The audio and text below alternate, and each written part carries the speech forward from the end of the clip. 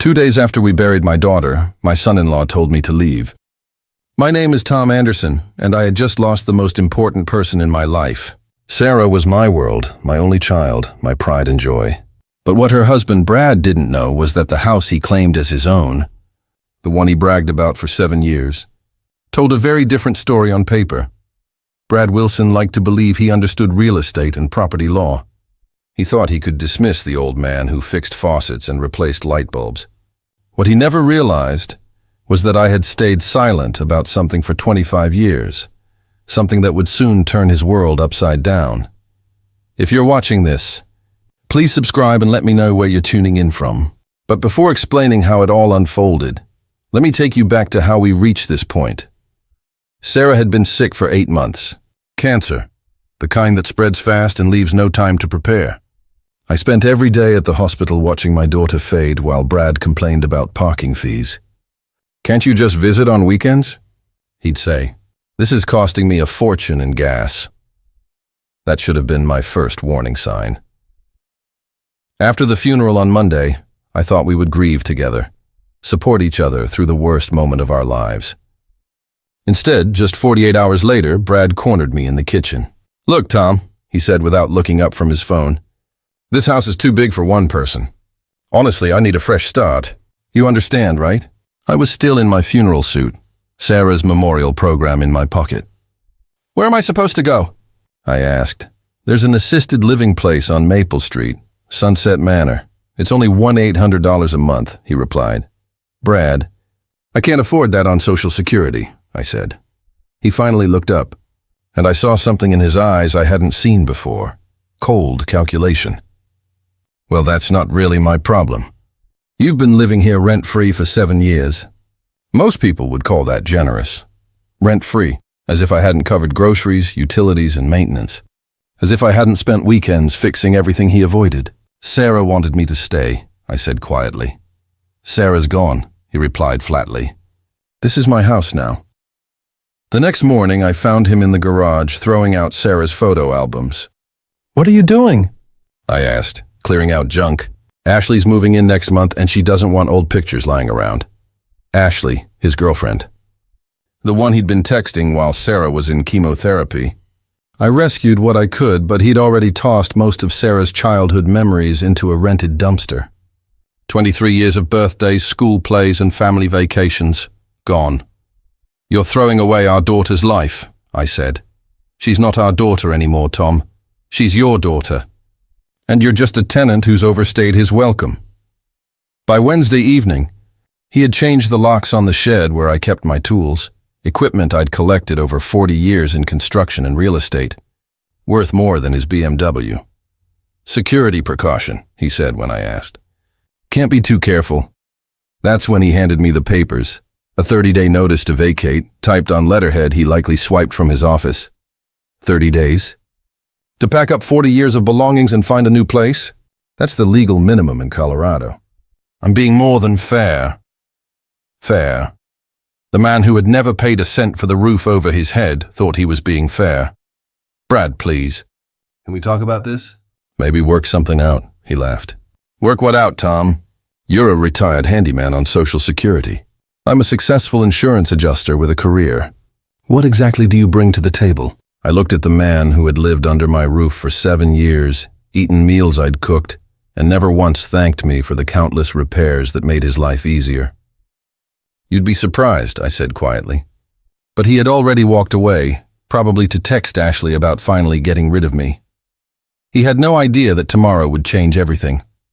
On Thursday morning, I sat in my bedroom, the room Brad was about to take away, and made a list of everything I stood to lose. Not just the house, though, that was painful enough. This was where Sarah grew up, took her first steps, said her first words, and brought home her first report card. Every room held 40 years of memories Brad wanted to erase. But it wasn't only about sentiment. At 63, starting over wasn't just hard, it felt impossible. I checked Brad's suggestion about Sunset Manor. $1,800 was just the base rate. Add meals, laundry, and basic care, and it climbed to $2,500. My Social Security was $400, my small pension added $600 more. The math was clear and frightening. I would be homeless in 3 months. I called other assisted living facilities around Denver.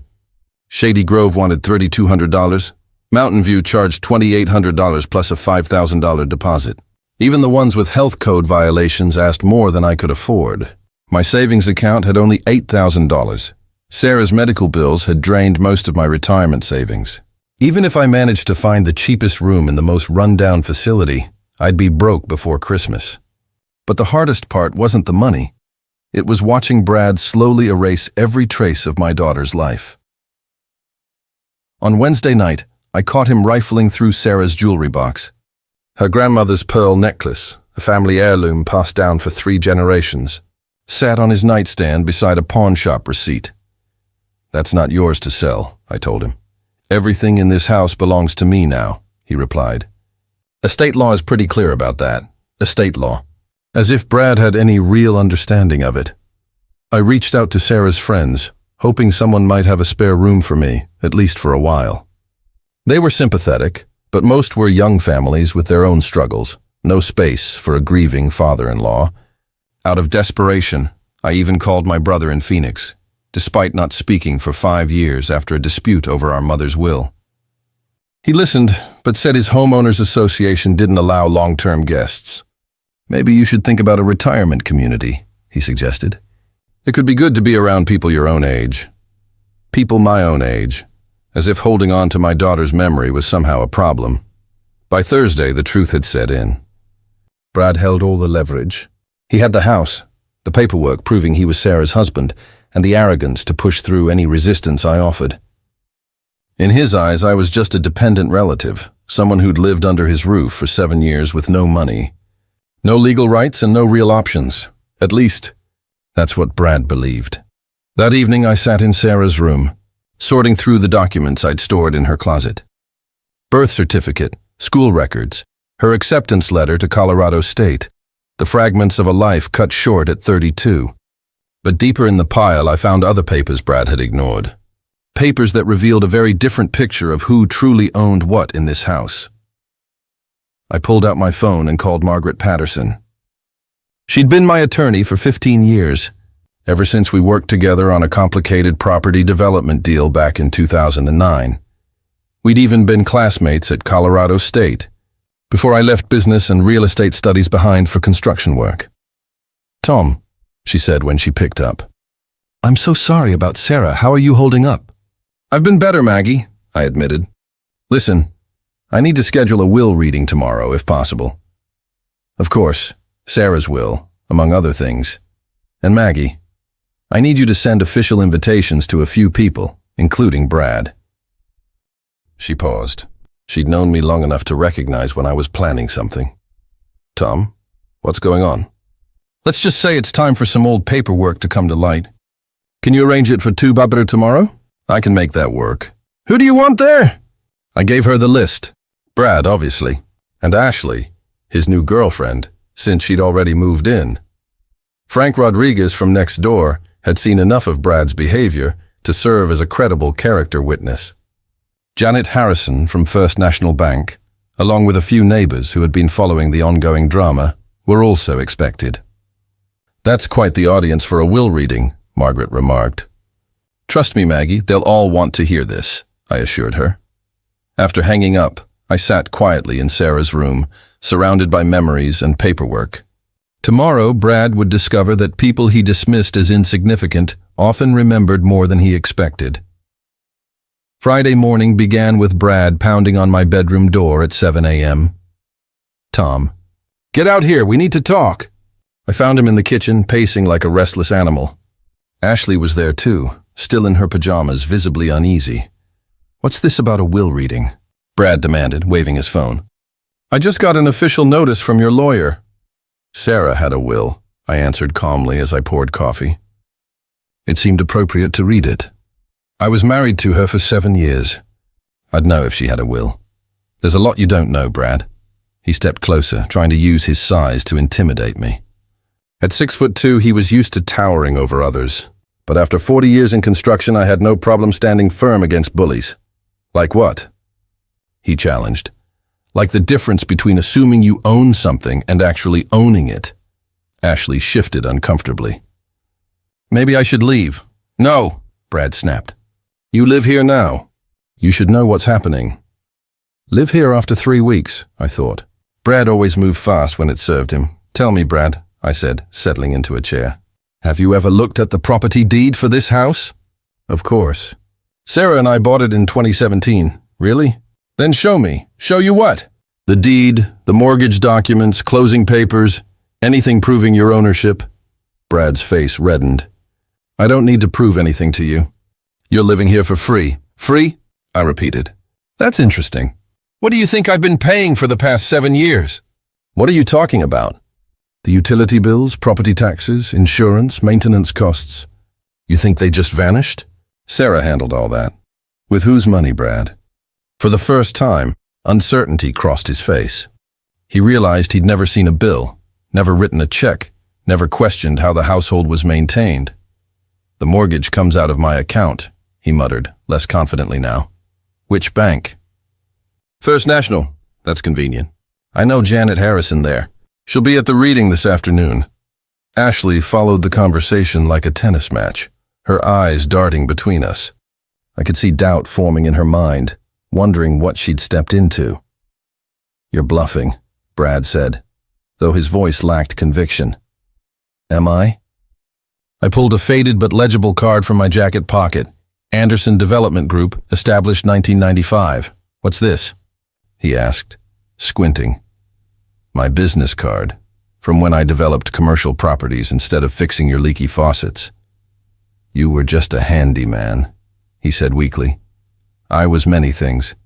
Brad, some might surprise you, Ashley leaned forward. Brad, what's he talking about? Nothing, Brad said quickly. He's trying to confuse things before he gets thrown out. I set down my cup and stood. We'll find out this afternoon. Margaret's expecting everyone at Tuung. I'm not going to some circus just to watch you embarrass yourself. That's your choice. But Margaret won't just be reading Sarah's will. She'll be presenting other documents too. What documents? Property records, tax filings, business papers from the late 90s. Should be informative. Brad's face drained of color. What kind of business papers? The kind that explain how someone like me could live here for 7 years without paying rent. At the door, I paused. Oh, and Brad, bring identification. Margaret will need proof of your legal standing before discussing certain matters. My legal standing? Your right to live here, your claim to ownership, things like that. Ashley grabbed his arm. What is he talking about, honey? I don't know, Brad muttered, though his eyes betrayed fear. The old man's lost his mind. Have I asked. Or have you just never bothered to ask the right questions? I stepped outside, leaving Ashley's panicked voice behind. Brad, what's going on? What aren't you telling me? She cried. Brad's muffled reply suggested even he didn't know. The rest of the morning I spent at Margaret's office, reviewing papers that hadn't seen daylight in 25 years. Today they would change everything. At 1:45 I returned home to prepare.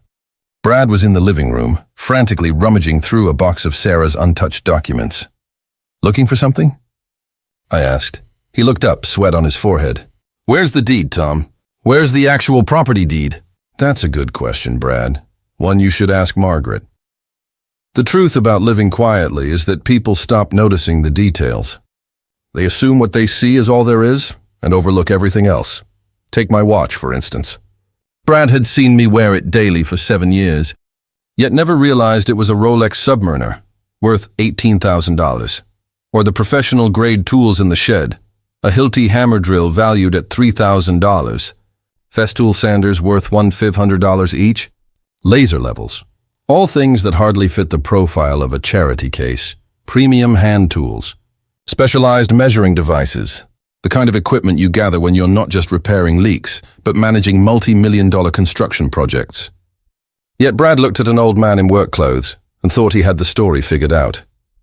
It was Friday afternoon when I headed to Margaret's office, and my phone rang. The caller ID read Harrison First National. Janet, good to hear from you. Tom, I received the invitation to this will reading. Tell me, does this concern the Sunset Holdings account? Among other things, I replied. Janet had been my banker for over 20 years, helping to arrange financing for most of my developments, including some discrete transactions that kept my name off public records. How much should I prepare? She asked. The full portfolio summary will do. Assets, holdings, transaction history, everything. That's a lot of paperwork. Are you certain about this?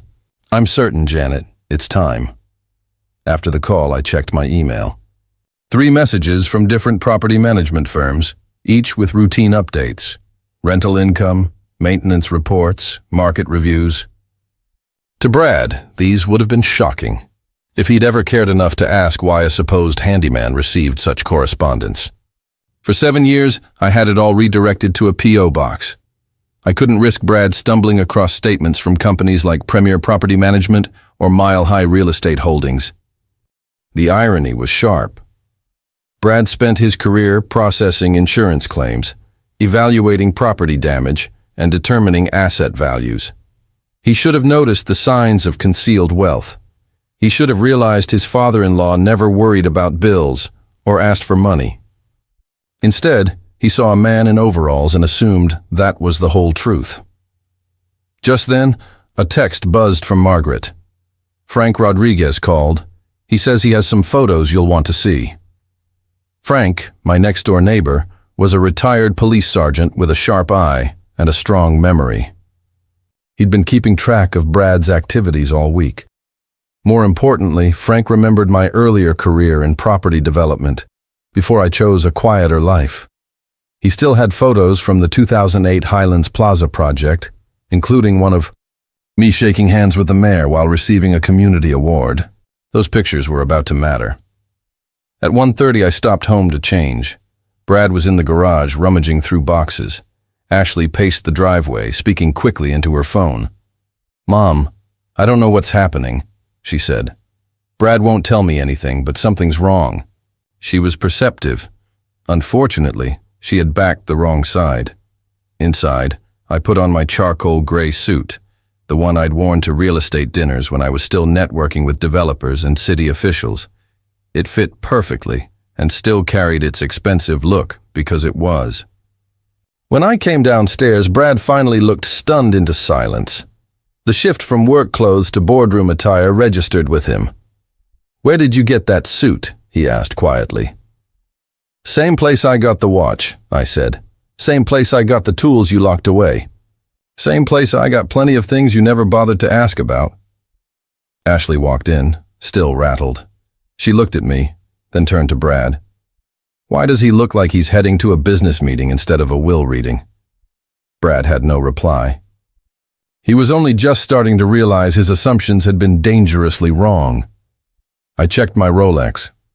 1:45. Time to go. Margaret doesn't like delays. As we headed to the car, I noticed Brad's hands shaking. At last, he was asking the right questions. Unfortunately for him, he was about 7 years too late. Margaret Patterson's conference room overlooked downtown Denver, its mahogany table large enough for 12, but set for 8 uneasy people. I arrived first, as planned. Margaret was already there, 3 accordion files spread neatly like legal weapons. "How are you feeling, Tom?" she asked. "Like Christmas morning," I said, and meant it. Frank Rodriguez came next, carrying a thick folder of photographs. Janet Harrison followed, sharp as always in her navy suit, briefcase in hand. Then, the main act arrived, Brad with Ashley clinging to him, both looking as if they were headed for sentencing. Behind them came 3 neighbors, Mrs. Chen from across the street, the Morrisons from next door, and young Jake Peterson from 2 houses down, all witnesses to the recent turmoil. The last arrival surprised Brad, City Councilman Richard Barnes, with whom I had worked on several projects. "Tom Anderson," he greeted warmly. "Good to see you again, though I regret the circumstances." Brad's mouth dropped. "You two know each other?" "Know each other?" Richard chuckled. "Tom developed half the commercial properties in my district. We've been colleagues for 20 years. Ashley clutched Brad's arm tighter. "Brad, what is happening?"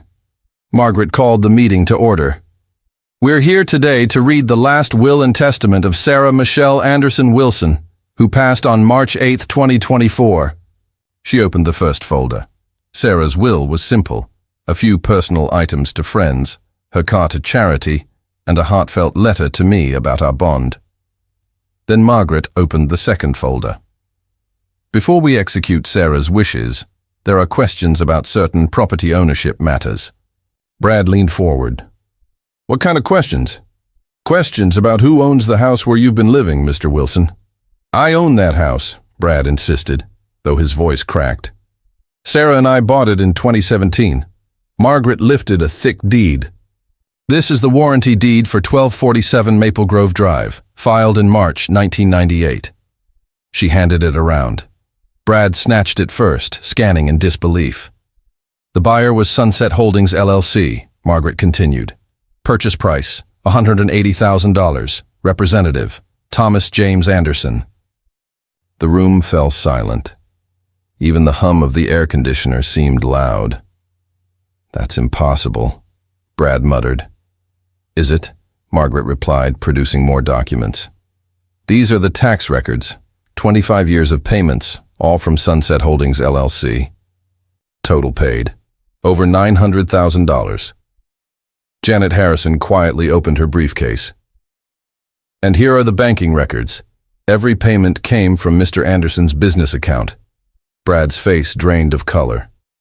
But Sarah said we bought the house. You moved into it, I corrected calmly. Sarah never said you bought it. Ashley shot to her feet. I need some air. Sit down, Margaret said firmly. We're not done yet. She opened the third, heaviest folder.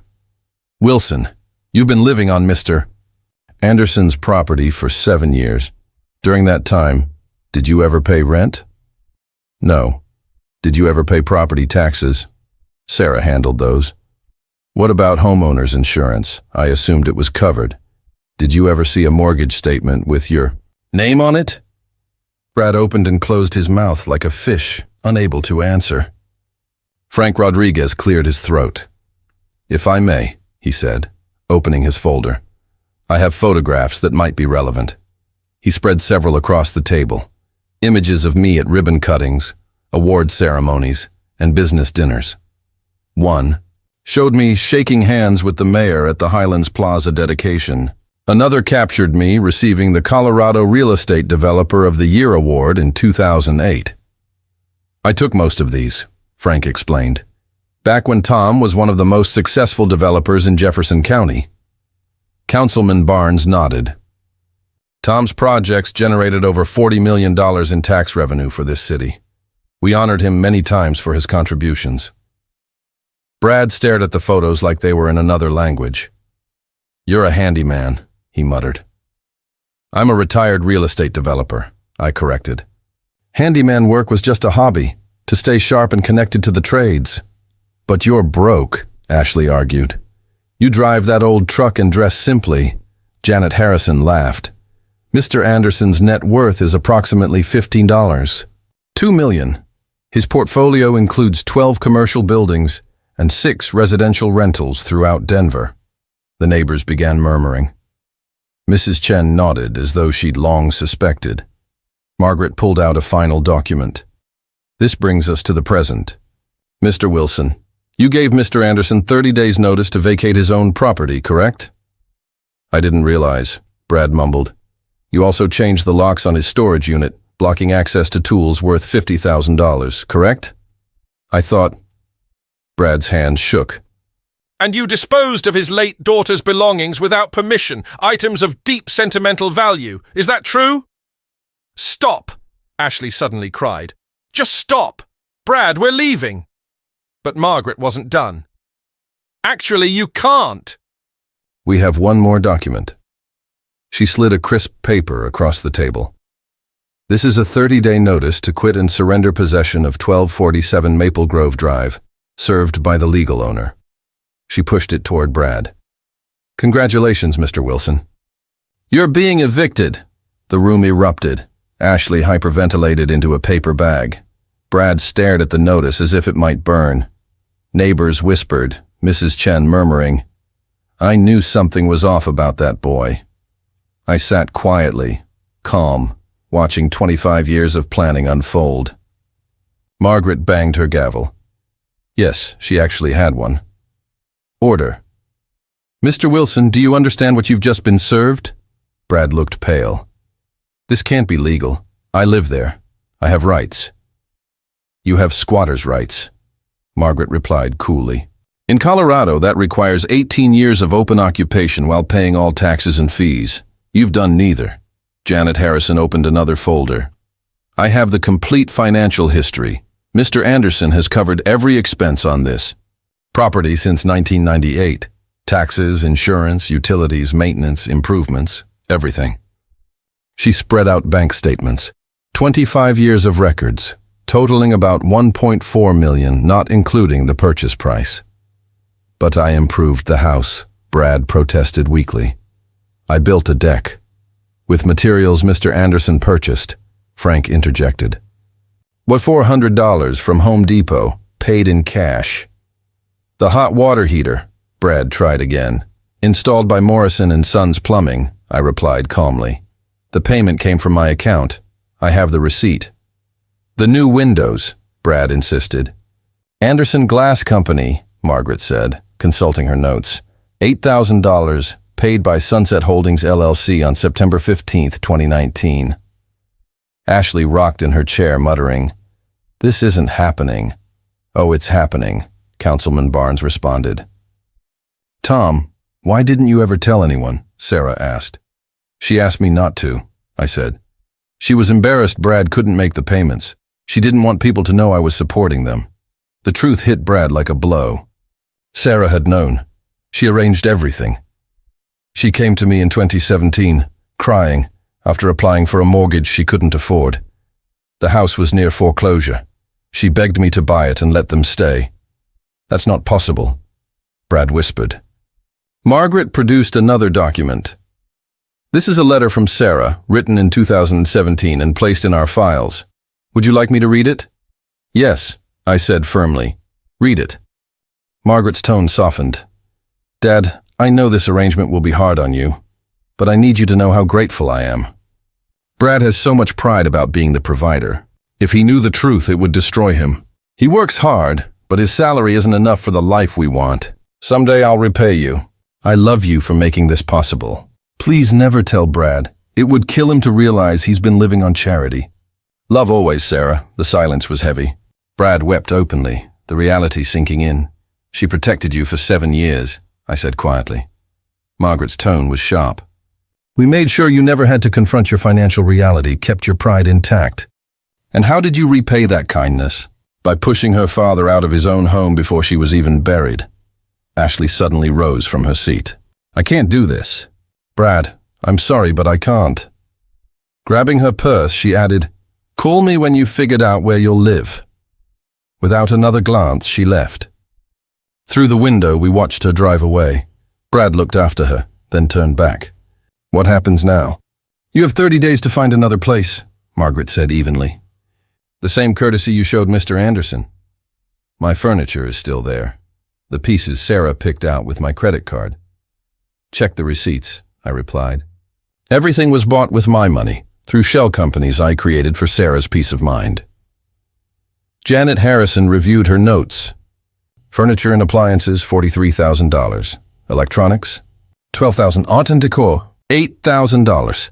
All funded through Anderson business accounts. I have nowhere else to go, Brad said desperately. That's not my problem anymore, is it? I answered, echoing his words from earlier. 7 years of free housing is more than generous. Frank Rodriguez leaned forward. There's more you should know about how people viewed your marriage. He showed photos from neighborhood gatherings Brad had never attended, block parties, community meetings. Pictures of me fixing fences, organizing holiday events, helping elderly neighbors. Everyone recognized Tom as the real head of the household. Sarah always looked to him for financial decisions, home improvements, major purchases. We all assumed the house was his. You assumed wrong, Brad said weakly. No, Mrs. Chen interjected firmly. We assumed correctly. You were the one who was mistaken. Margaret gathered her papers. Mr. Wilson, you have 30 days to vacate. All belongings must be removed. Anything left behind will be considered abandoned. What about my job? People will hear about this. People will hear what? Councilman Barnes asked. That you lived beyond your means? Took advantage of an elderly man's generosity? Repaid kindness with cruelty? And that you're being evicted from a house you never owned, Janet added. Brad slumped in his chair, the arrogance gone. What remained was someone who finally understood the divide between image and reality. Tom, he said quietly, I'm sorry. I didn't know. You didn't want to know, I corrected. You preferred the illusion of success, control, importance. The truth didn't fit that story.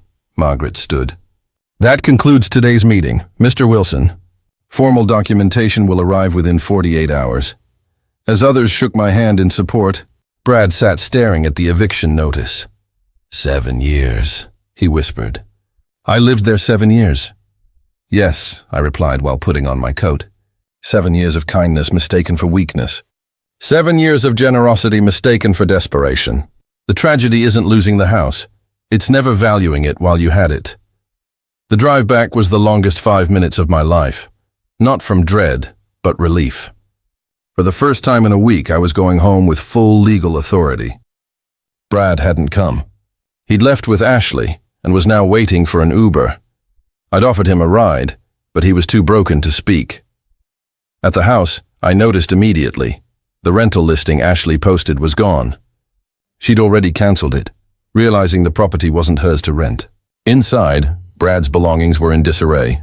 Clothes in garbage bags, electronics stacked, furniture shoved aside.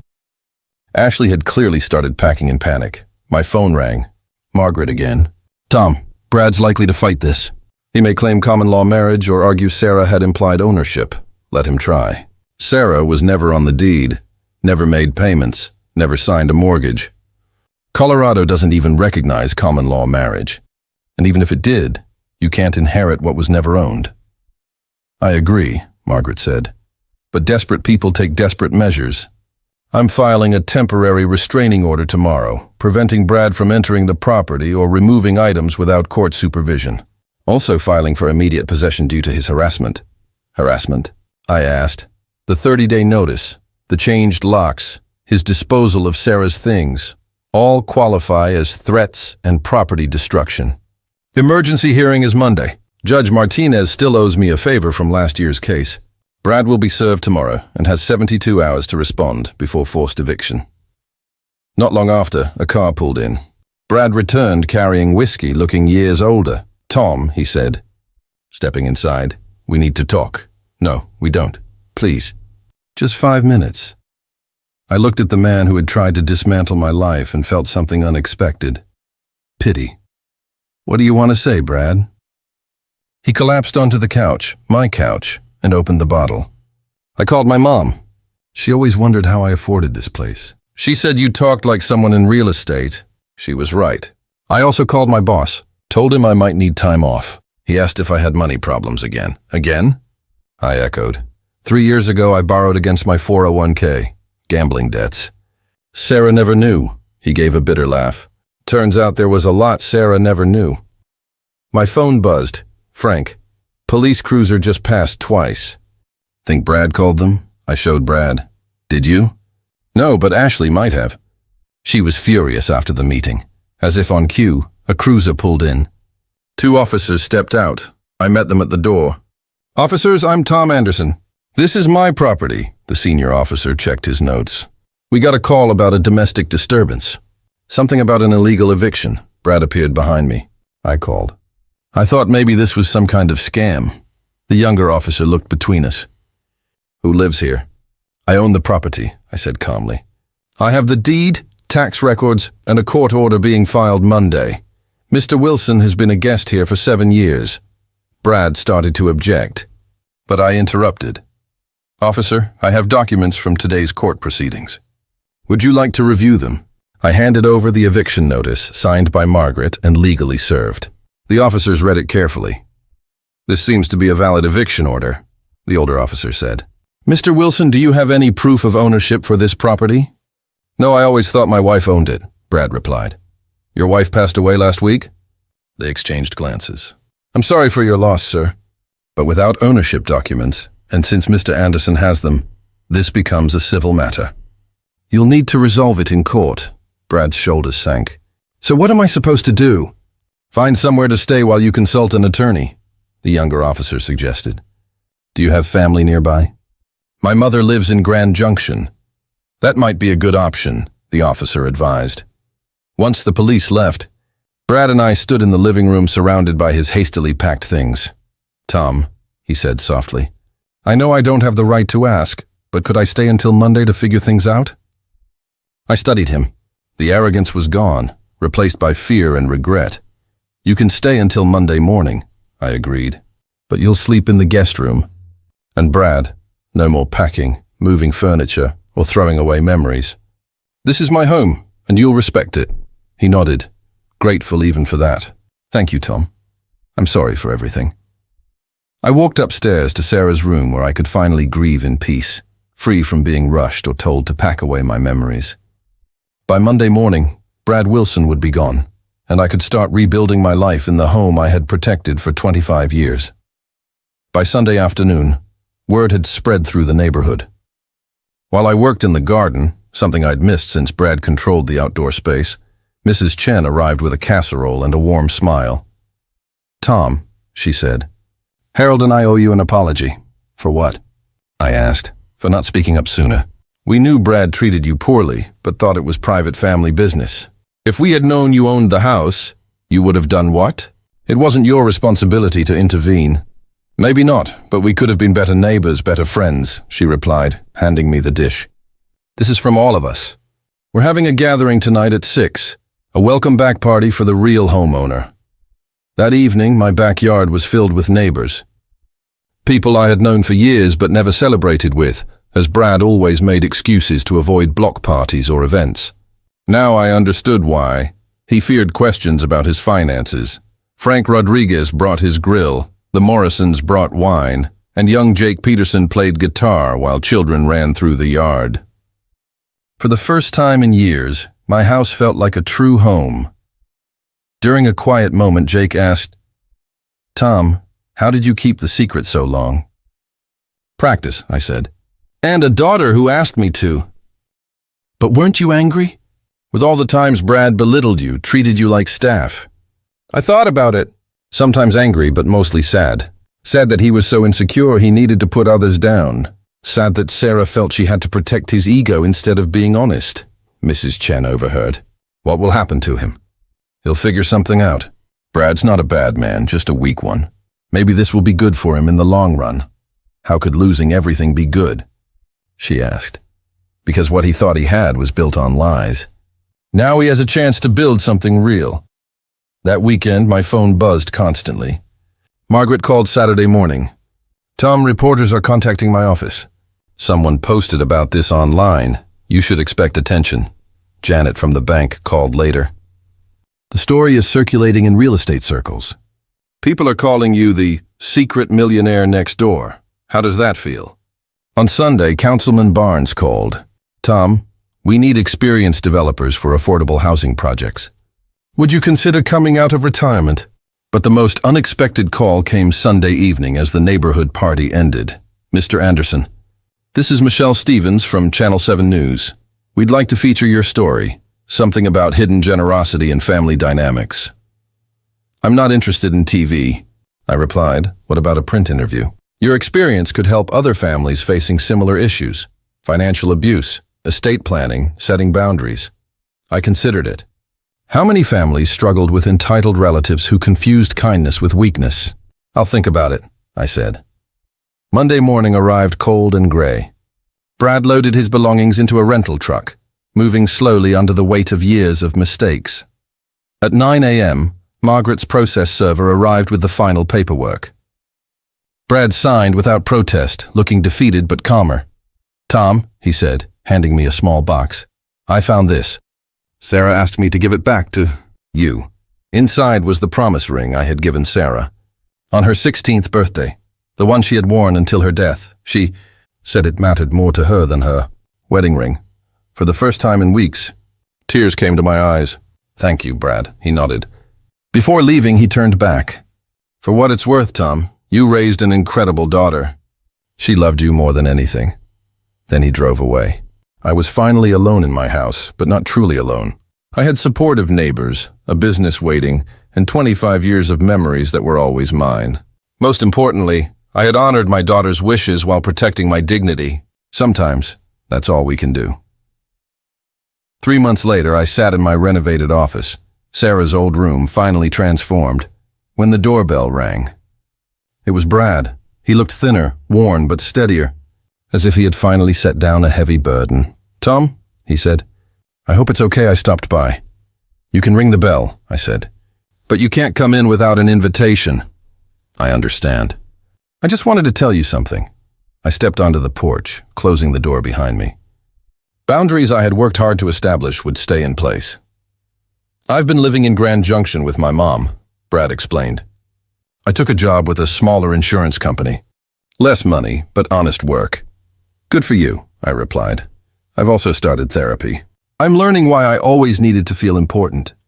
Why I couldn't just appreciate what I had. I waited. This was his story to tell. She helped me realize something. He continued, "I used to be so afraid of being seen as a failure that I convinced myself I deserved success, even if it wasn't really mine. That's a difficult truth to accept. The hardest part was realizing Sarah had known all along. She shielded me from it, worried I wouldn't be able to handle the reality." "Could you have handled it?" Brad thought quietly before answering. 7 years ago? Probably not. Back then I was too insecure, too stubborn. But maybe if I had been forced to face the truth earlier, I wouldn't have turned into the kind of man who forced a grieving father out of his own home. A car pulled into my driveway, Margaret arriving for our weekly business meeting. She was the one who convinced me to come out of retirement, and together we were working on a new affordable housing project downtown. Brad noticed her car. "I should let you get to your meeting," he said, preparing to leave. "Brad," I stopped him. "Thank you for bringing me Sarah's ring. It meant a lot. She would have wanted you to keep it." Margaret walked up the path, briefcase in hand. She gave Brad a polite nod but stayed silent. "Professional courtesy, Tom," Brad explained. He hesitated. "I know I don't really have the right to ask, but would it be okay if I sent you a card on Sarah's birthday? Just to let you know I'm thinking of her." I studied his expression. The desperation I had once seen was gone, replaced by genuine remorse. "That would be fine," I said. "But Brad, don't expect me to send one back. Forgiveness is a process, not a single act," he nodded. "I understand, and Tom, thank you for giving me a place to begin that process." After he left, Margaret and I went inside to review architectural plans. "How are you feeling about that?" she asked, noticing my mood. Better than I thought I would. "He seems to be learning. Do you think I'll ever have a real relationship with him again?" "I don't know. Maybe someday, but it would have to be very different from before." "How different?" she asked. "Built on honesty instead of convenience. Respect instead of assumptions. Boundaries instead of exploitation." Margaret smiled. "Sounds like good principles for any relationship." She was right. Over the last 3 months, I had applied those principles to every part of my life. I reconnected with old colleagues from the development business. I joined city planning committees. I even started dating again. Carol, a kind woman who knew exactly who I was and valued me for both my character and my success. Most importantly, I had found ways to honor Sarah's memory without losing my own identity. I set up a scholarship fund in her name for students who wanted to study business or real estate. I donated to the Cancer Research Center where she had been treated. I learned to keep her spirit alive while still building my own future. Even the house felt different now, lighter, more alive. I kept Sarah's photos and belongings, but I also redecorated with my own style, making it a home for the living rather than a shrine to the past. Tonight, I was hosting dinner for 6 neighbors. Tomorrow, I had meetings with city planners about the housing project. Next weekend, Carol and I were heading to Colorado Springs to explore mountain properties. Life wasn't just moving forward. It was moving forward with purpose, dignity, and honest connections. And for the first time in years, that was enough. If you're dealing with someone who takes your kindness for granted, remember this: compassion should never come at the cost of your self-respect. Setting boundaries isn't harsh. It's essential. Thanks for watching. Share in the comments how you've managed situations like this in your own life.